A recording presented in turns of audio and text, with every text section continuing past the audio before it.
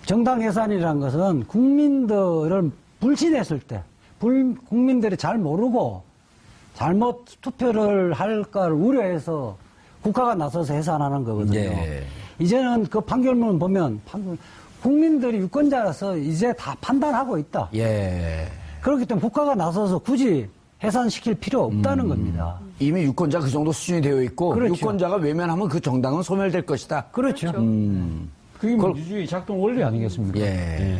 그러니까 자유한국당도 인기가 높았지만 대선 이후에 행보가 계속 이상해지면서 지지율이 계속 내려가고 있는 것처럼 똑같은 거죠. 국민의 선택을 받는 거니까요, 정당은.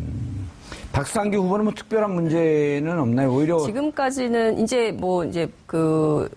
아직 인사청문회 시작도 안 했고 언제 아마 하나요? 다음 주인 걸로 알고 있어요. 예. 30일 제가 적어왔는데 30일 정도로 알고 있습니다. 그래서 아마도 인사청문회 일정이 정해지면 예. 그다음 그 가운데서 뭐 이러저러한 내용들이 나올 것 같은데요. 아직까지 기자들의 정보 보고 창에는 박상규 후보자에 대한 내용은 지금은 아직은 안 들어오고 있는 것 박상규 같습니다. 후보자가 사립대학교 뭐 재단 이사장을 아마 맡으셨던 모양이더라고요. 예. 그 부분에 있어서 아마 그때 이 학내에 여러 가지 좀 아마 분교가 있을 때 예. 그때 아마 좀 구설수를 탔던 모양입니다. 그 부분에 대해서 동일하게 진보적인 법학자입니다. 예. 근데 이분은 평판이 비교적 온화하고 차분하고 본인이 주장을 하더라도 요란스럽게 주장을 하시는 편이 아니라는 평가예요. 예. 온건파 이런 표현이 그것 때문에 나온 건가요? 그렇죠. 그러니까 인품이 좀 훌륭하다는 거죠. 안경환 그 교수 같은 경우는